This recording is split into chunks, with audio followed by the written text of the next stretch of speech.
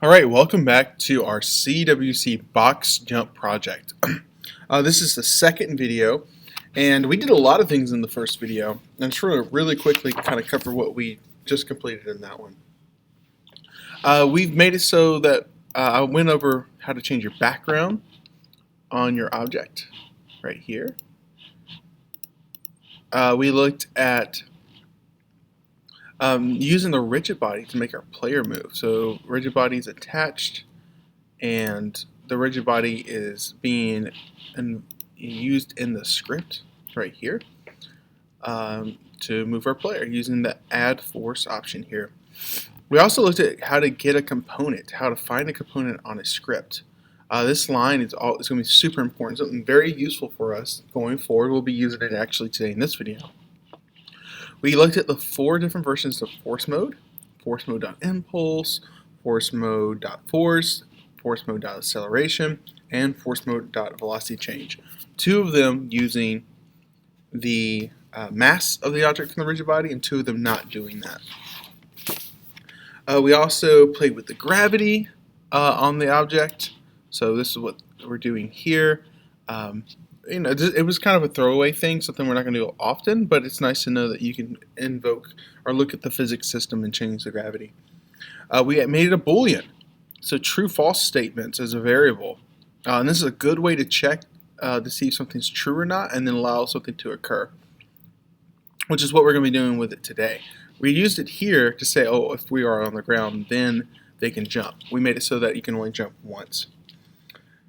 We also went and made a move left script, and we added this to an obstacle in the game, and that obstacle was made into a prefab, and we applied that script as well to our background so that it's constantly moving to the left.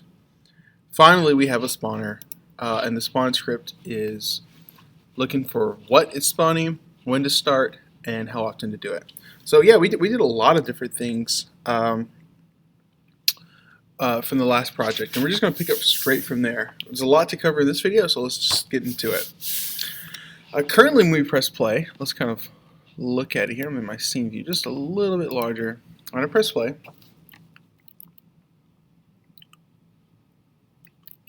I got the jumper here, and we'll see that we have obstacles spawning, and the background's going. But at some point, the background is just going to continue going. And let me turn my script here, my scene view, and it's just going to keep going. And we want to create the sense of it being infinite. So we have a couple of different ways we could solve this.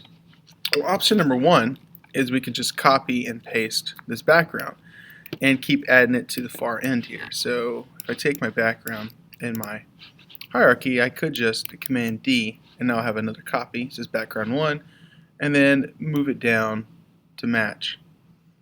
However, that is not really a great way to solve this problem, because I would have to make a lot of these and make sure they're lined up right every time, and it could slow our game down. So let's not do that. I'm going to hit Command Z to get back to where we were before. Now, if you look at our background here, let me move this over just a little bit and use my panning tool to kind of move over. You'll see that this really is one background repeated twice on the same picture. So about halfway through here, we have a repeat essentially already happening. So we're gonna make a script here that will repeat our background for us. Even though we're using the move left script to continue moving left, we are also using our obstacles, so we will just make a new script to cover that. And I'll talk you through how to make this repeat. So I'm going to go to my scripts folder. I'm going to create a new C# script, and let's call this one repeat background. I'll just spell it out here. I usually use oh gosh, I forgot the word for it. Abbreviations. That's what I was saying. Abbreviations for things like that. But yeah, so now I have a repeat background script. Looking at my first line right here in line 5, that's the name. Perfect. So the first thing I know I want to do is I want to find my starting position. And the goal is once this gets to a certain point, about halfway through its position, I want it to jump back over here. I want to change its position. So find its starting position, and then let it move backwards. And once it gets to almost to this end right here, then have it jump back over. And the player shouldn't be able to notice that because this is repeating consistently. So that jump shouldn't be an issue. So let's go in here. The first thing we know we have to have, then if we're going to be looking at positions, is our starting position. So line 6, I'm going to press return. And let's just make this private. We don't need to be able to access this. A private vector 3 in XYZ position. And we will call this start POS, start position. So we haven't done anything with this. It's just saying that we need an XYZ position that's called start POS. So we need to go find that. I'm going to delete my line 8. I don't need those comments. So we need to find it. So at our start, let's find it. So let's set our start position equal to, oops, put a T there, equal to our transform dot position. And put a semicolon. And that's pretty simple. When the game starts, find its starting position and set this number to it. So it'll hold it up here in the variable. Great. But now we want to do something with it. So let's think through this. First, this thing is moving in the update. We could do this in fixed update because this move left script is pulling it in the update as well, and we can check for it after. But we're not actually like moving based on it. We're looking at if it reaches some type of point. So we're going to say if in the update, if the transform dot position. Now, since we're moving left, we need to know what axis we're using. And left and right is held in our transform dot position x. Dot x. If that is less than our starting position, so less than the number that we start at, then I'm going to go to the next line, open some curly brackets. Transform dot position is less than start position. Yep. Then we will set our transform dot position equal to start position.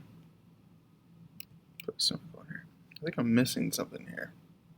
Oh, yeah, I need to say it's start position dot x. Of course. Now this is not going to work.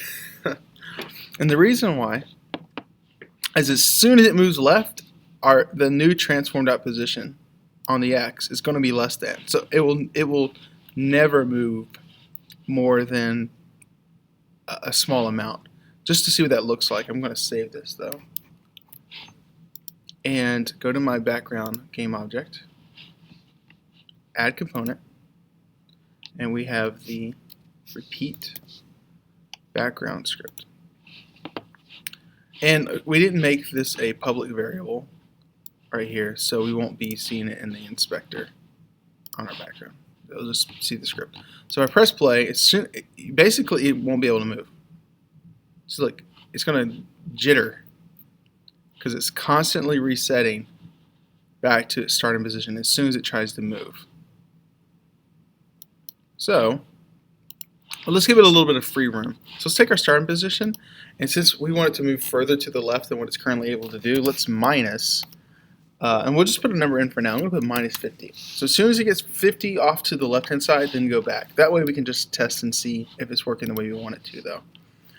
So come back over here, press play. So once it gets to minus 50, we should be seeing it resetting. Yeah, and that's okay. It's rough. Right now we're just trying to guess a number, and so that's why that reset isn't smooth. But we can actually ask Unity to find the exact half of this on its own. It just needs to be able to look at a component and take half of that component's size, and then whenever we move half of this image, then set it. So on our background, let's go ahead and add a box collider. Now the box collider is already set, you can see the green line, to be the entire size of this. We obviously, our character and our obstacles aren't hitting this background, so this works totally fine.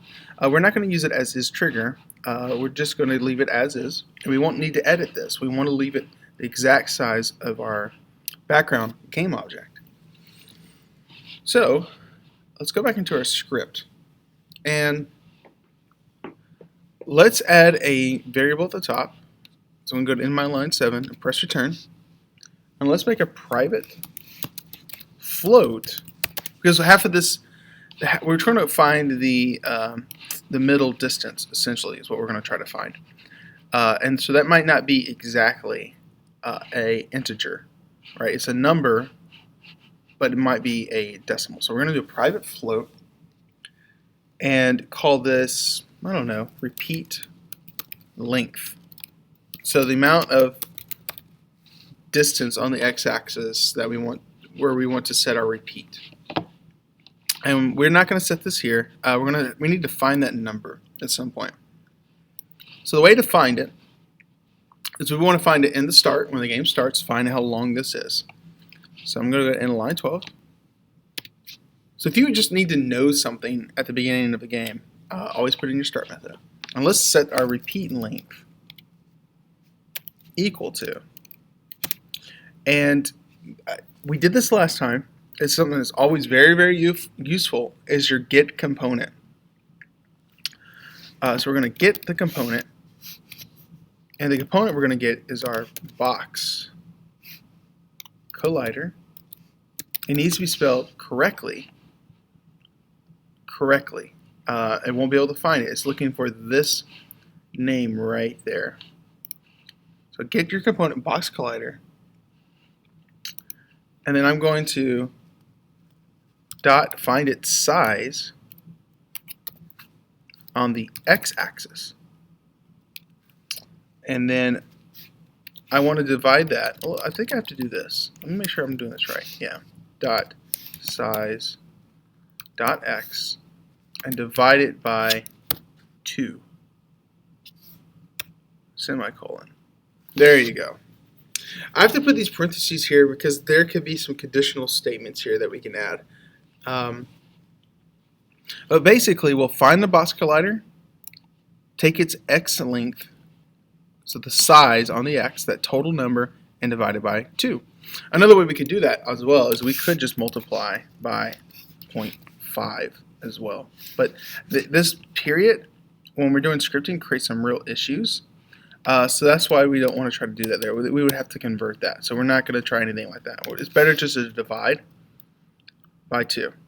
There you go. So let's save this. Now, I'm just saving it. This isn't going to work because we haven't done anything with this word. Like, we've only found the float. So let's go ahead and make this number right here. Let's go ahead and take whatever half of this is. If the starting position on if the transform position on the x gets less than the starting position on the x minus repeats length, save that. So we can replace this number down here. And if that was worrying you, that's why I did that. So I'm going to save that. Give it a second to compile. I think we're good. All right, let's see if that works.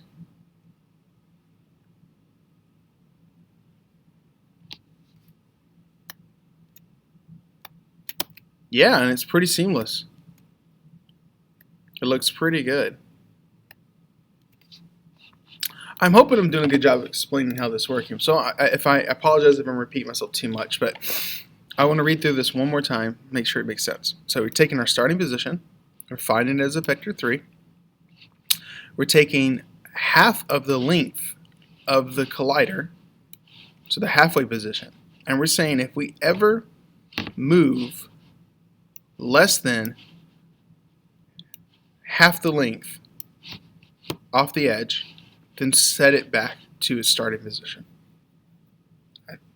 So I hope that makes more sense to you. And this is a very useful script. If you're doing 2D games, this is something that you will probably want to use a lot. So that looks great. I guess our next step is to make it so that we're a little more concise whenever we hit obstacles in the ground. So we're going to do something that's super useful, and I want you to get used to thinking about. It's called applying tags. So I'm going to go to my ground.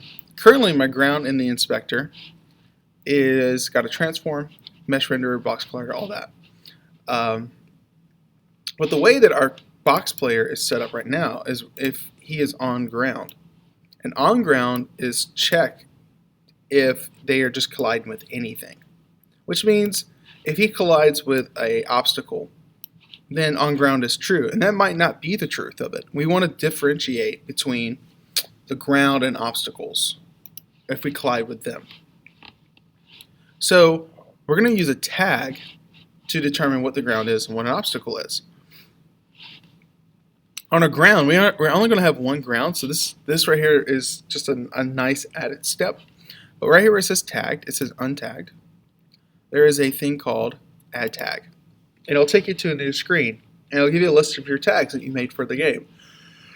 Right now, the list is empty, but I'll hit the plus sign, and I'm going to make a tag called ground. Now, how you spell the tag is very important. The reason why is we're going to be looking for this concise name in scripts. So make sure it's a capital G and you spell the word ground correctly. And hit save. Now, as soon as you save it, that does not mean that this tag has been applied. You've just made a tag, but it's not actually on the object. So I'm going to go to ground and then click here. And now I have ground on my list. So please don't forget this step where you go back and add the actual tag here. By the way, I haven't explained what tagging does, but I will here in just a second. Let's go to our assets prefab folder as well and go to your obstacle. And I like to open prefab, make sure it's good. Where it says tagged, untagged, we're going to do the same thing, but we're going to create a new tag. So I hit this plus symbol, and I'm going to call it capital O, lowercase b, s, obstacle. Save that, and open our prefab one more time, and I'm going to add the OBS tag. So let's talk about what tagging does. Tagging basically serves as a way to identify multiple objects as having some of the same behaviors. So in a game where you might have, let's say, goblins and little dragons or something, all of those things are enemies essentially. So their scripts can be very similar. It can be that if your player hits anything with the tag enemy, then it loses health. But if it specifically hits a goblin, then you can say, oh, it loses less health, right? But all of them have the same behavior, which is when the player hits them, they lose health. So tagging objects makes it a lot easier for scripting, and particularly for finding colliders. So whenever it collides with something, we can look at the tag and say, oh, this is the type of object I've hit, and this is the way I want to treat those objects. So tags are incredibly useful, and it's really good to get into the habit of tagging objects as you move through. Like our player, there's nothing wrong with adding a player tag to them, and you can go ahead and just do that. Tagging your objects gives you flexibility when you're writing your script to have different objects treat each other differently. So that's pretty simple. We added tags there.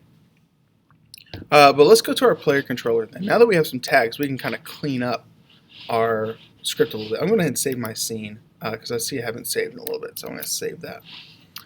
Alright, going back over here to our player controller. Boxplayer.cs is what I called mine. Let's add, we have this public bool for is on ground. But let's go ahead and do one for game over. We're going to determine if the game is over based on hitting the correct object. So line 10, press return public. Let's create another boolean, another true-false statement, and we're going to say game over.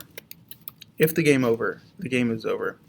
Now the question is, when the game starts, is the game over? And of course we're going to say that is false. Awesome. Now here,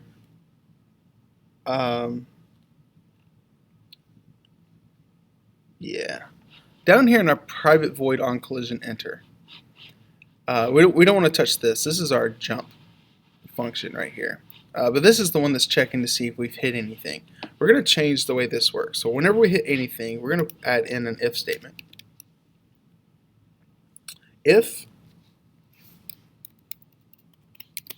collision, and I'm getting that word collision from this little variable name right here that it's created. If collision dot game object, so if we hit any other game object, we want to compare its tag. Look at its tag, and I'll open up some parentheses, and we have to type in the exact name.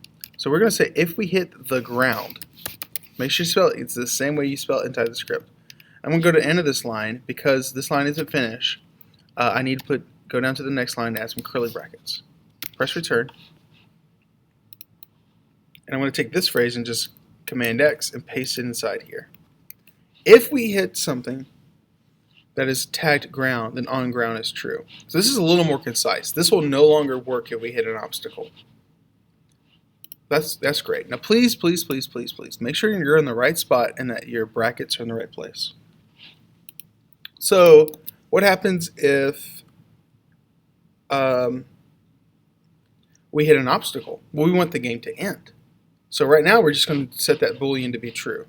So I'm going to go to end of line 34 for me, press return.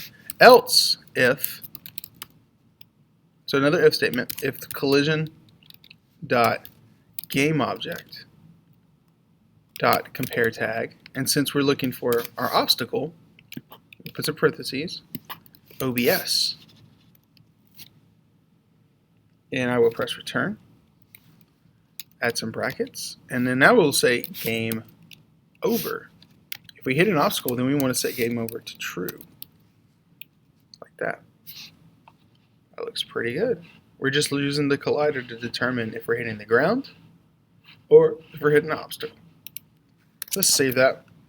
And I want to see if this boolean triggers. We did make it a public bool, so we should be able to see this on our player. So I'm going to flip back over here, give it a second to compile if it hasn't done so already. And it is compiled because right now is on ground is set to true and game over is set to false. So as soon as I hit an obstacle, anything with the tag OBS, I should see this game over trigger. There you go. So that's it, using the collider and using tags. If I had 12 different obstacles, as long as they have the obstacle tag on them, they will all trigger my game over boolean. And then from there, we can now build a script that will make our game truly over. Okay, so what we're going to do next is make it so that if game over is true, there will be no more obstacles in a game. Let's make the game stop functioning if the game over boolean is true. So the thing that's currently pulling our obstacles, so if we wanted to stop moving left, we got to go to that script. So let's go to our scripts, and it's the move left script. So right now, as long as the update is running, we are moving left. And so let's make this conditional. Let's make it so that if this boolean game over is true, if the game thinks the game is over, then we need to set it over here. Now this boolean game over is held inside of our box player script. So we need to find a way to reference that inside of our move left script. So this is a really neat function. This is something that's very, very, very, very useful. Very, very, very useful. Like some kind of stuff that I would like make a test over, kind of useful, right? Is how to find a variable in another script. Now we don't want to just write this here again because in our move left script and see if it's true, because this is what it's dependent on. It's dependent on if we collide with something called OBS, then game over is true. So we can just go find it. In line 6, I'm going to press return. Let's go we need to hold a variable that is our other script. Like go find our other script, and then we can go check and see if that variable is true. So I'm going to create a private, because we don't need to like see this. And the way you find the other script is type in its name, box player. That's the name of the other variable. Now we still need to give it a variable name, so I'm just going to call it its same name, box player script. And there you go. Now this script will be able to go find this one and then look through and say, oh, are these things true or false? So in our start, let me get rid of this right here, line 10 for me. In our start method, we haven't actually like given this, we haven't actually found it. We're just made a variable to hold that information, right? Variables don't do anything other than hold information. This one happens to hold a script as its information. So in our start method, let's go actually find that script. Okay, so take our box player script. Let's go find a game object dot find, and the name of the thing we're going to look for is inside parentheses. It's the exact name of our player. It needs to be. We need to find this capital P. It needs to be spelled exactly the same. Player. So whatever yours is spelled as. That's why I changed my name to player early on, because it makes it easier to find in the script. So I'm going to find my player, and then we know how to get this component. We're going to get component. And the name of the thing we want to get is our, open up those little carets, box player. It has to be spelled exactly the same. And then I have my open, close, parentheses, and then a semicolon. So one more time, in the start, we're going to set this variable equal to finding on our player the component called box player, and that happens to be the name of the script. It needs to be spelled the same way. Alright, great. So now that we can find that component, we now can go check and see if things are set to true. So I'm going to go in the update. Let's check in every frame. Let's check to see if this is true. So if, open this right here, if our box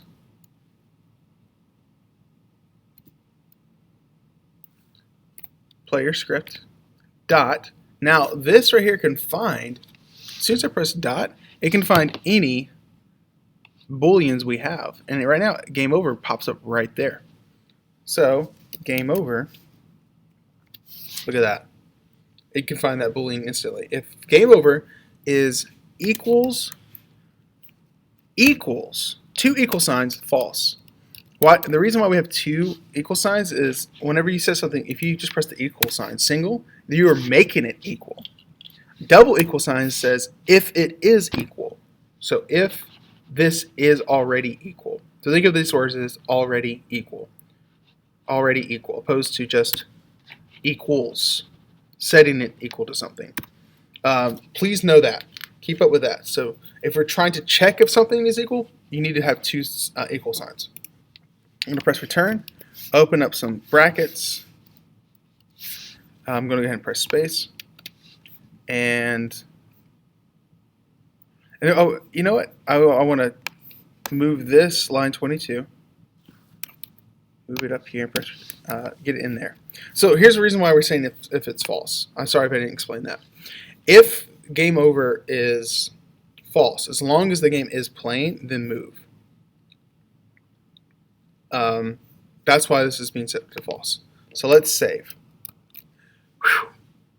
Feels like this stuff's starting to get a little more difficult, I bet. So let's go look at our player, and as soon as game over is true, we should stop seeing obstacles being created in the world. And double click on my spot manager, go up here a little bit. All right, press play, and let's see if we hit this. There you go. The move left is no longer occurring. Actually, we didn't stop it from spawning. We stopped them from moving left. That's all we've done in that script. but it applies to our background too. So the background stops moving and the game seems to freeze, even though it is making obstacles. So let's go ahead and make it so that the spawn script is going to stop working as well. If that condition on our player controller script, game over, is true. So let's go to our box spawn manager. And I wonder if, based on what we just did, if you can figure out how to do this. So I'm going to give you a second and try to think. Now remember, the things that we used in our last one is we needed to create a variable for our script. We needed to find it. And then we had to make a conditional that says if this is true, then do this other thing. Or if this thing is false. So try it really quick and see what you come up with.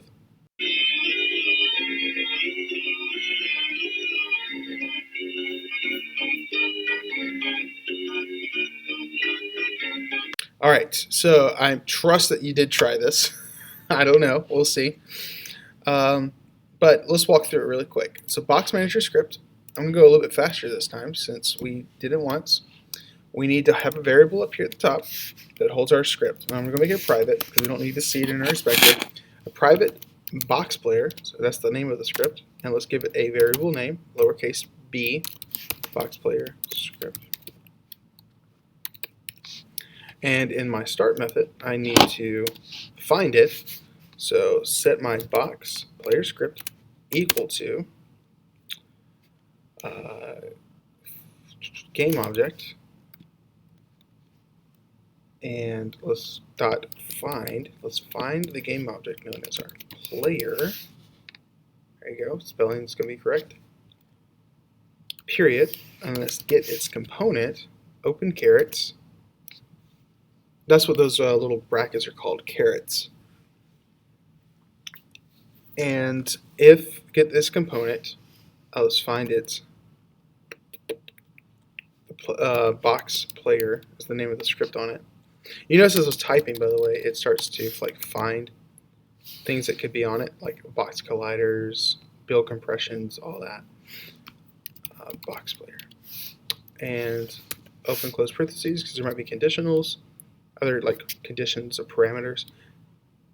And let's just put a semicolon here.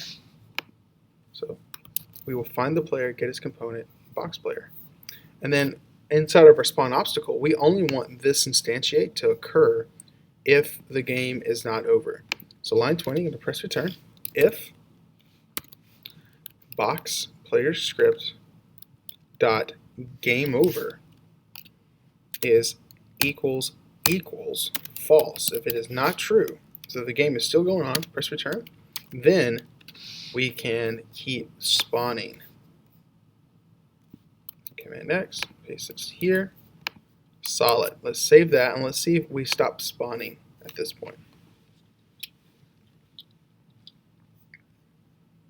Alright, make sure that this is updated. We won't see anything here because we made that a private variable for our player script. So as soon as we hit an obstacle, we should see no more spawning.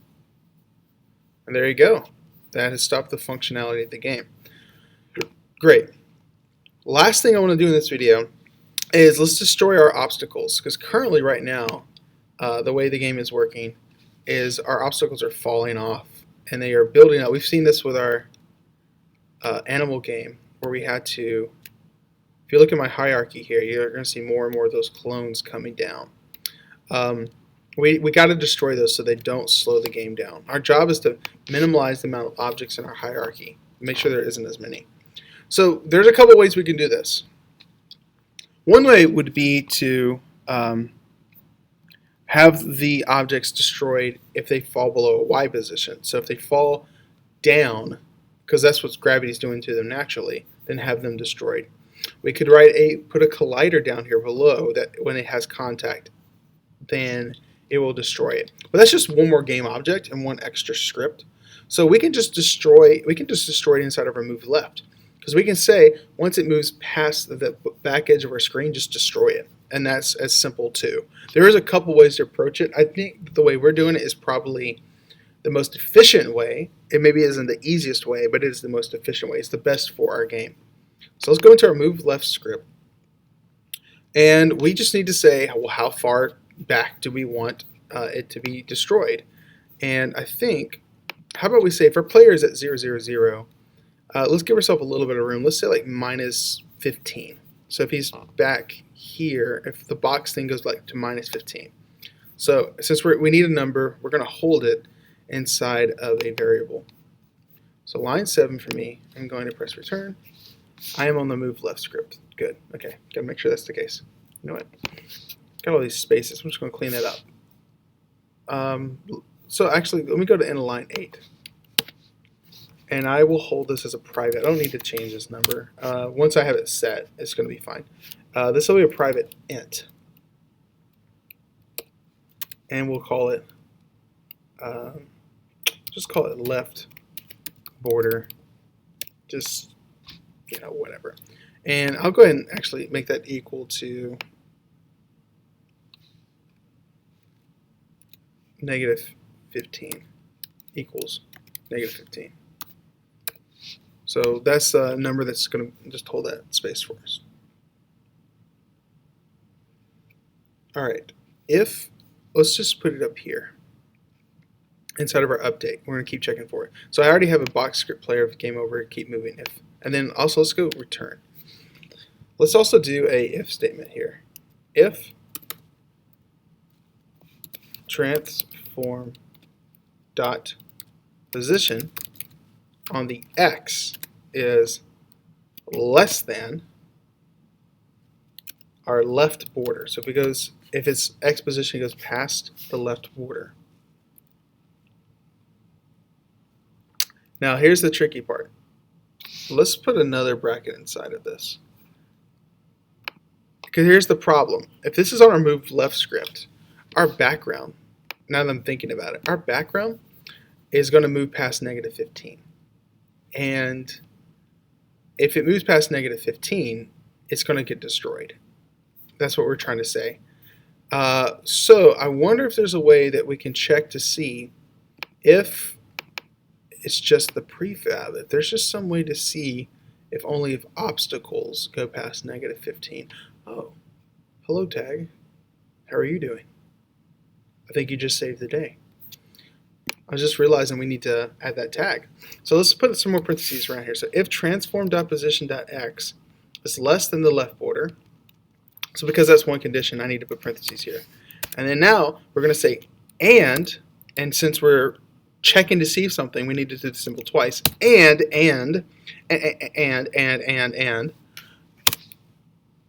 we compare the tag, and yeah, compare tag, and let's see if it is the, oh, you know, compare tag is inside parentheses. OBS. So if we compare the tag and we hit, and if it is an obstacle, let's return brackets, then we will just destroy that game object. All right, hope this works. It feels a little weird to me. I feel like I got something wrong here, but we will check it out. Hey, I'm going back and recording a little segment, re-recording a little segment of the video. I realized I messed up a little bit of the script here at the very end, and so I want to change this for you.